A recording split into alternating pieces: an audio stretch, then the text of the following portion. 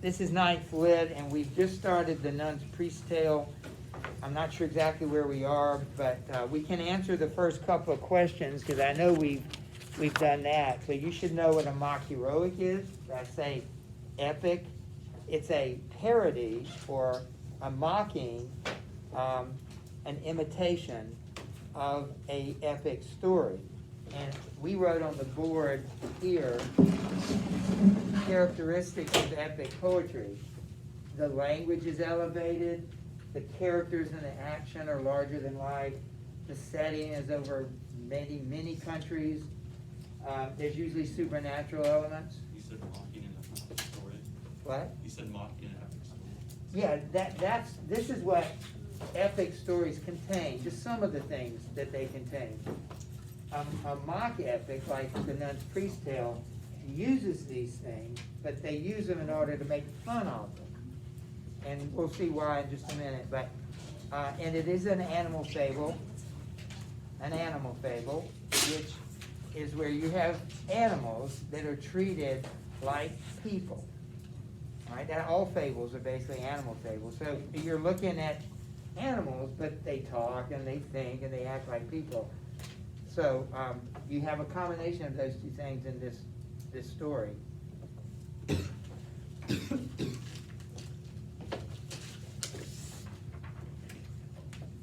So I don't know how far we got, but I'm gonna get us. We got Pass. we defined Chanticleer. Okay, so we probably need to start this gentle conflict match. All right, so we can do that. The setting was a place, a farm, a small farm, poor farm woman and her daughters in a dale, which is a valley. So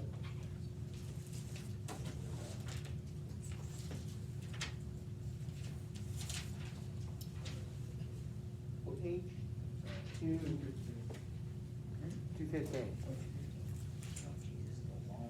All right, so we introduced Chanticleer? Did we talk about Chanticleer? Yes, sir. Wait, okay, so at the beginning of the tale, when it is describing the widow, is that about the nun priest or the story? Like, that's in the story, right? Like, the widow? Yeah. Okay. That is a good name for a chicken. Well, it's his name. I'm glad it's, it does sound rather fancy, which fits in with the elevated language. So remember we said Chanticleer, which is we mentioned is the nickname, if you will, of the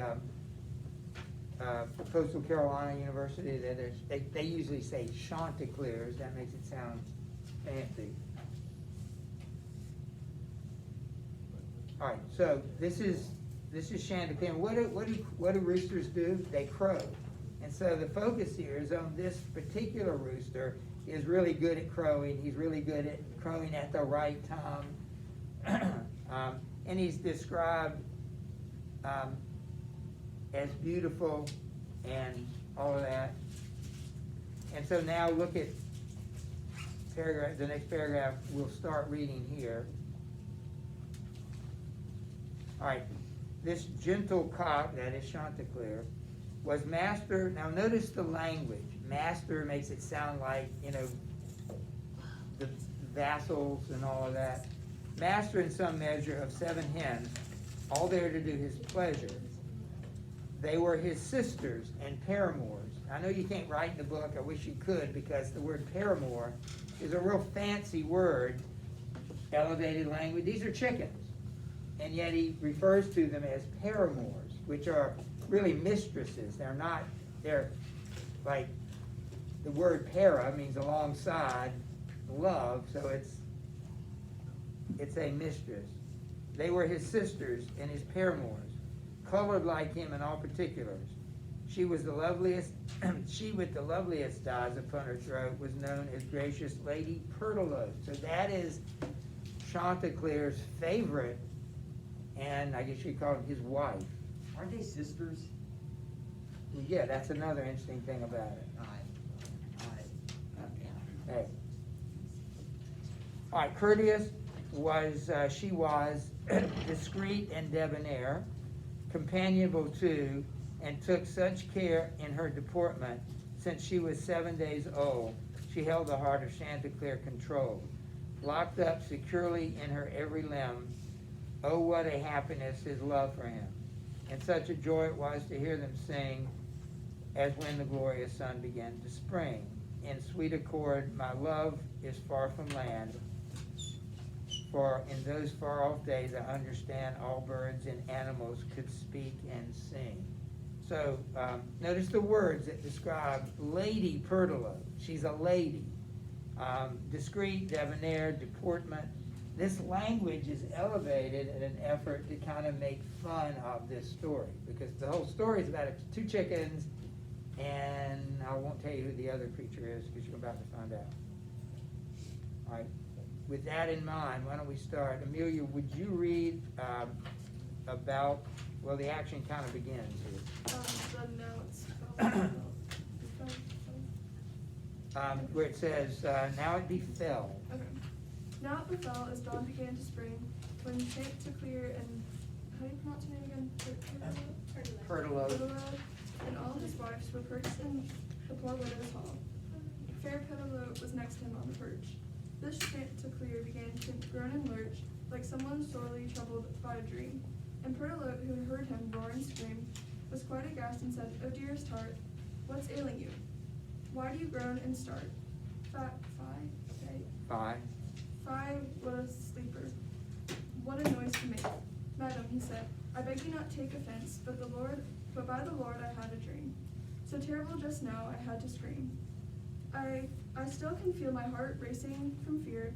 God turn my dream to good and guard all here, and keep my body out of durance vile.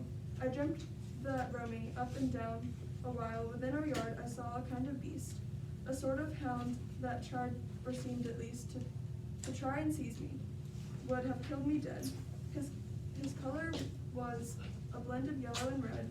His ears and tail were tipped with sable fur, unlike the rest. He was a russet cur. Small was his snout. His eyes were glowing bright. It was enough to make one die of fright. That was no doubt what made me groan and swoon. All right. So we have all good stories have to have a conflict. So what is the conflict here? He had a dream. What was the nature of the dream? Yes. A hound basically just tried to kill him, pretty much. So he wakes up afraid of what happened in his dream. You said a hound. It's like a hound, but it's not a hound. What do you think it might be? Maybe a fox. What? It is a fox. Foxes are the proverbial enemies of chickens. Usually in the stories, that's how it works. So he dreams about a fox, and he wakes up. Again, notice the language. Don't overlook what I'm saying here. Oh, dearest heart. That's what Pertolote says to him. Oh, dearest heart. That's kind of old-fashioned. She uses the word fie, F-I-E. That's an old expression for disapproval. He calls her madam. So you see, the language is of a epic, medieval epic, but the action is about chickens and foxes. All right, so Rosamond, would you start there, bottom of page 216? Sure. For shame, she said, you timorous poltroon. Alas, what cowardice! By God above, you forfeited my heart and lost my love. I cannot love a coward, come what may. For certainly, whatever we may say, all women long, and oh, that it might be, for husbands tough, dependable, and free. Secret, discreet, now nigger, not a fool, that boasts and then will find his courage cool at every trifling thing. But God above, how dare you say for shame into your love, that there was anything at all you feared? Have you no manly heart to match your beard? Can a dream reduce you to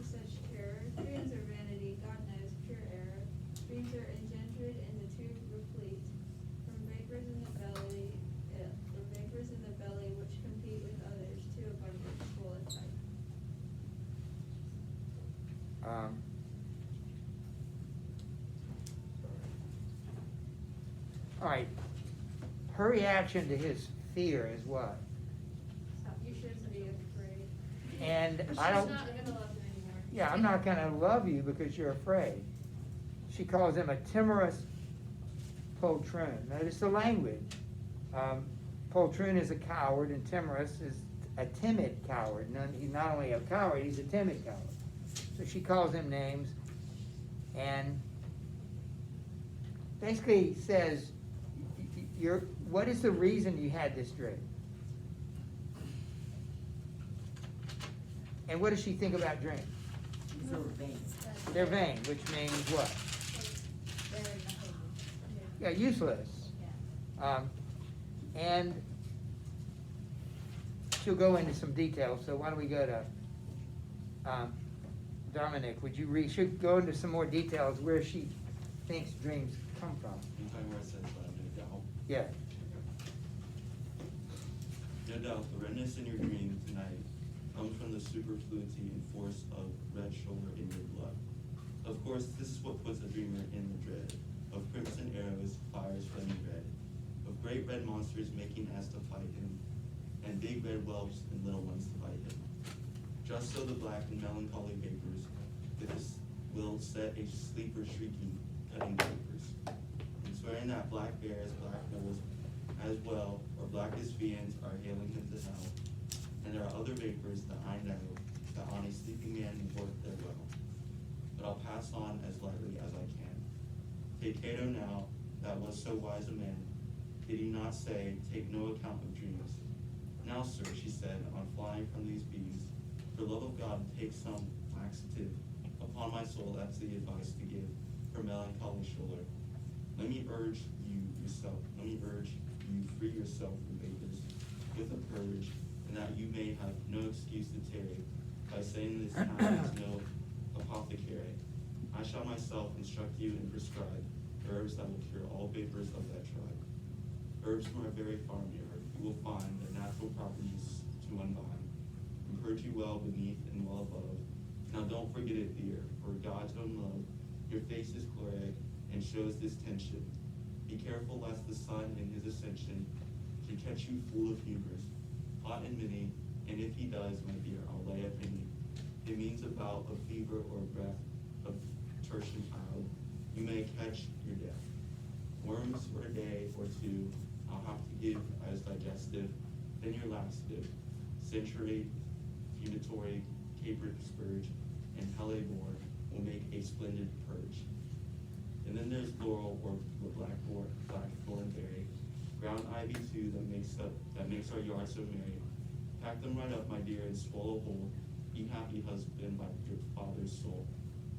Don't be afraid of your dreams. I'll say no more. Madam, he said, I okay, thank you for that's your good. Thank you.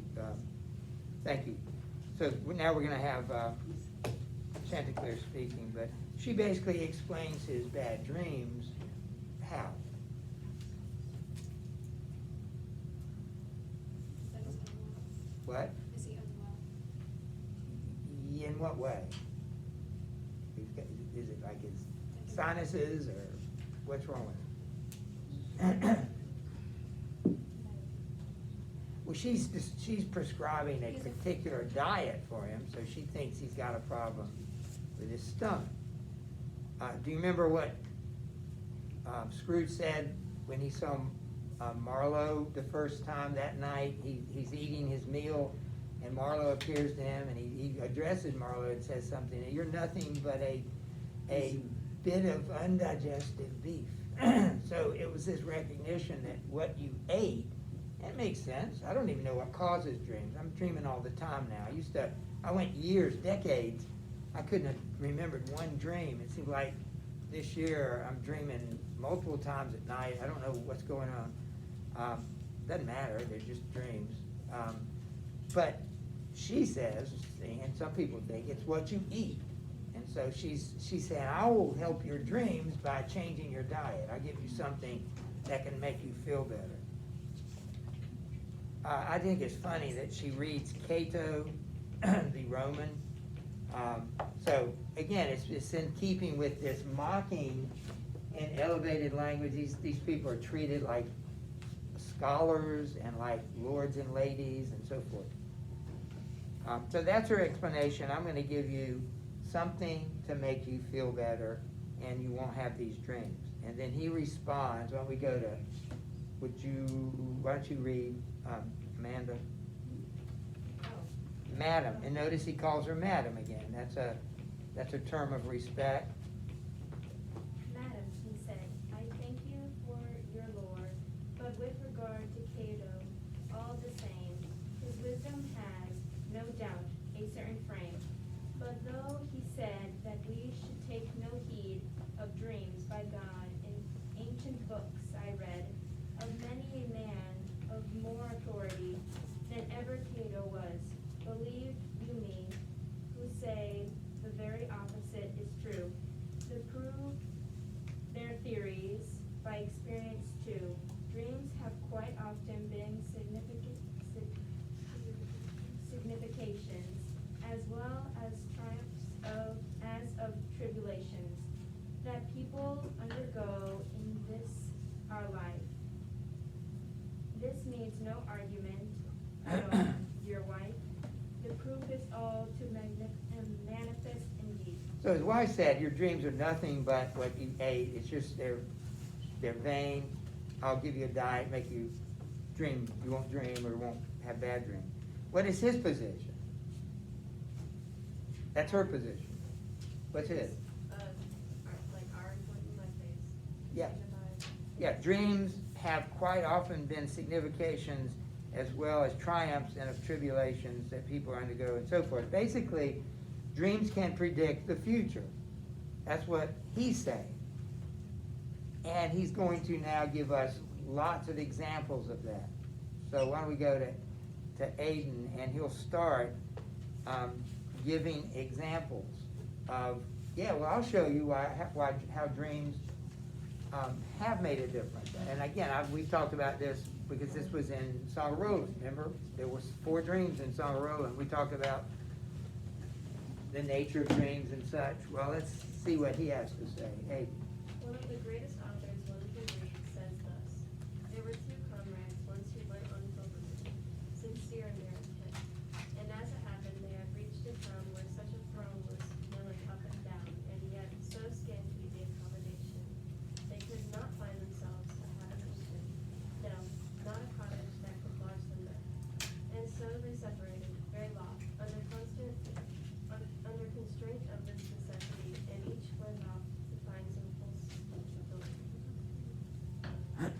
Hostelry. and lodge whatever way his luck might fall. So you have to understand, this is a story that, who's telling? Who's talking right now? The nun priest or Chaucer. No, Right. sorry, the nun priest. Who's talking right now, though? The narrator. What? The narrator. Well, who is the narrator right now? Chanticleer is talking. Who's telling the whole tale? And who's telling the whole story? So you have 3 narrators here. You got Chaucer, he's the big narrator. You got the nun's priest, he's the next level narrator. And now you got Chanticleer as a narrator of several stories. So just kind of interesting. Keep that in mind. Caroline, would you read? This is the story. Two guys, they're friends. They go to a town. They can't find, a room in the same building, so they go to 2 separate places to sleep. That's the scenario. Remember, his whole point of this is that dreams matter. So we'll figure out what he meant. The first one found refuge in a stall, down in the yard of oxen and of flock. His friend found lodging for himself somehow elsewhere by accident or destiny, which governs all of us Equally. All right, so they find 2 different places. One's in a barn where animals are, and the other is someplace else. He's not specific where that is. Ben.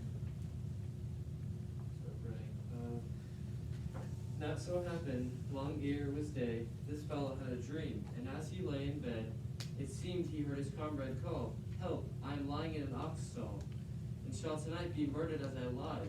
Help me, dear brother, help or I shall die. Come in all haste, such were the words he spoke. The dreamer, lost in terror, then awoke. But once awake, he paid it no attention, turned over and dismissed it as invention. It was a dream, he thought, a fantasy, and twice he jumped this dream successfully. Keep right. Not yet. So, one of the guys, the one that has a bed, the other guy's in a barn, he has a dream, and what's happening in the dream? His friend's calling out for help. Yeah, he says, I'm gonna be murdered, help me, all right, that's the dream that he's having. He has it twice, but what was his reaction to it? It's just a dream. Fantasy. You know, just a dream.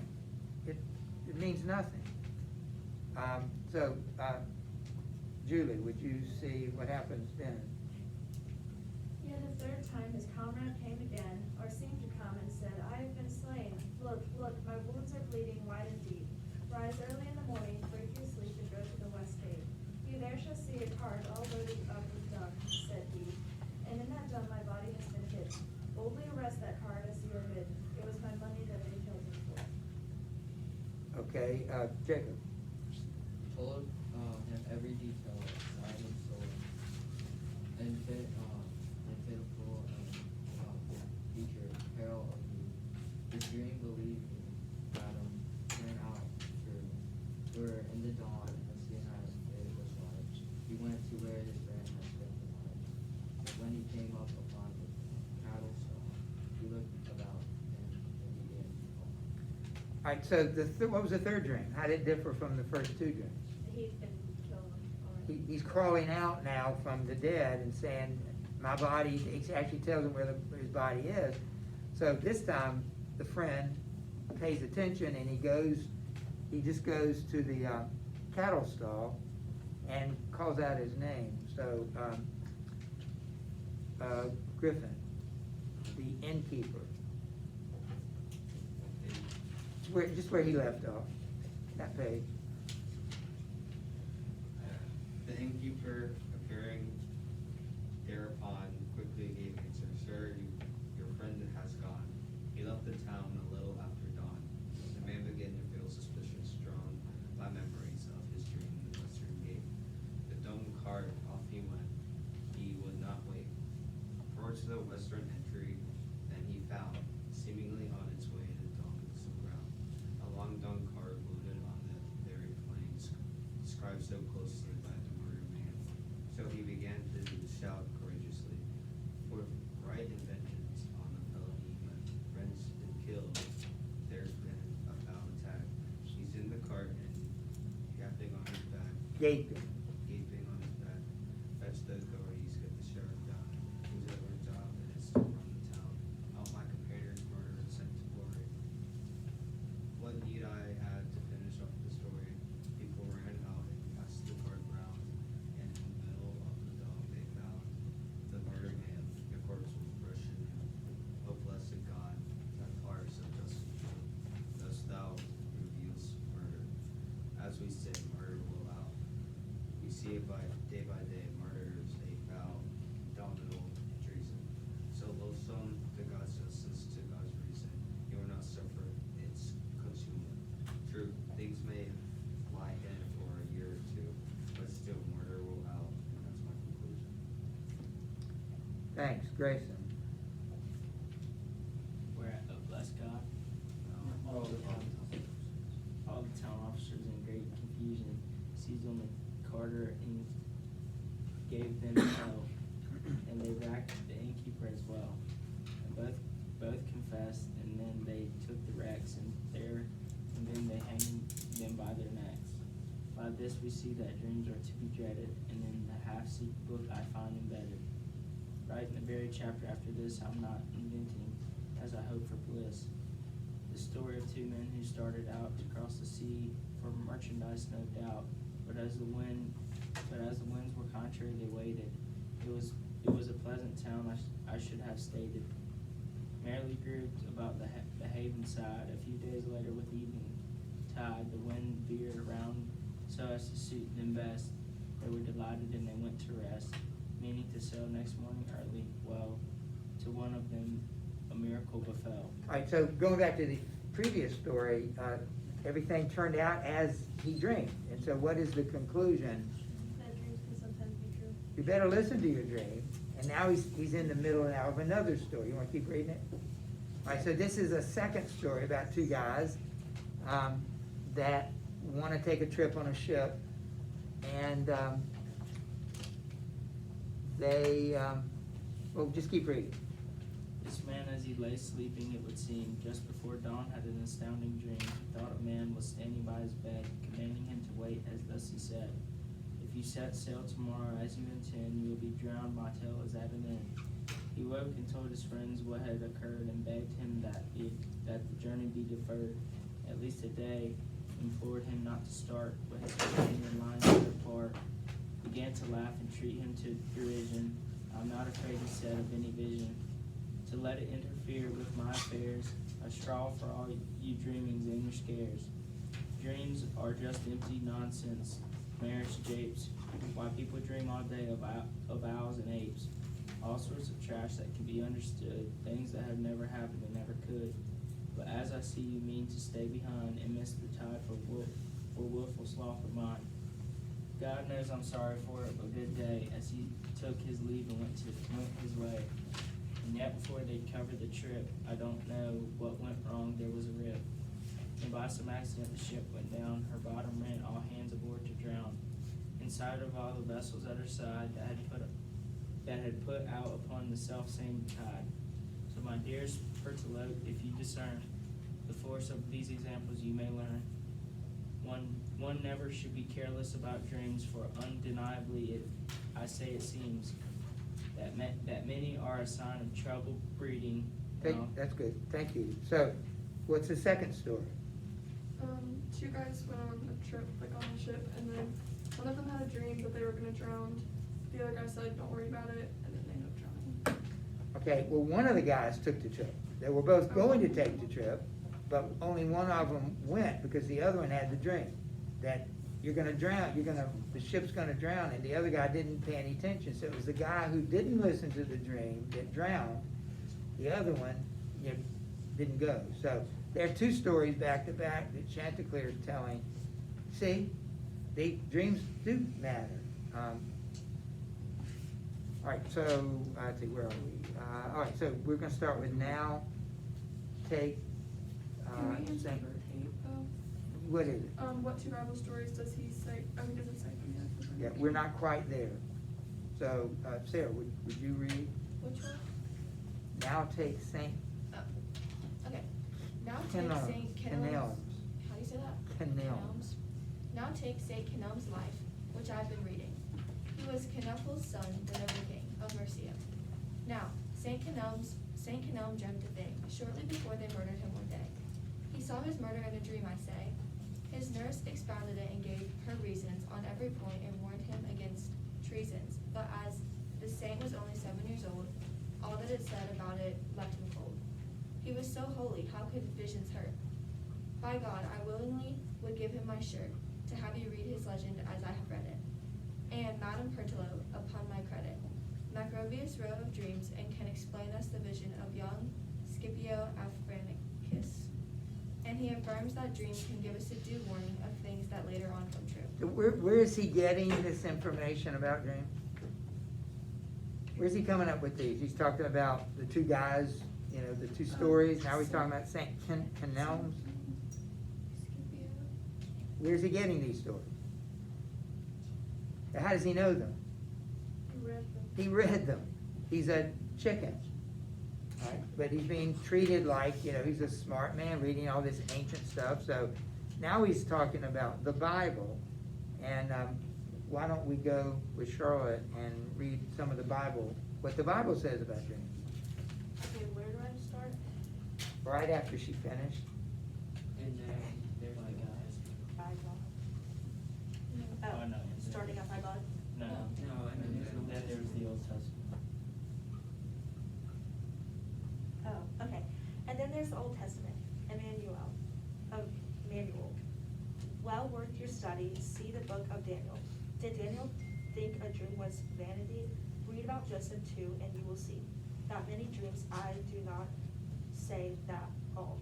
How do you pronounce that? cognizance. cognizance of what is to befall. Look at Lord Pharaoh, king of Egypt.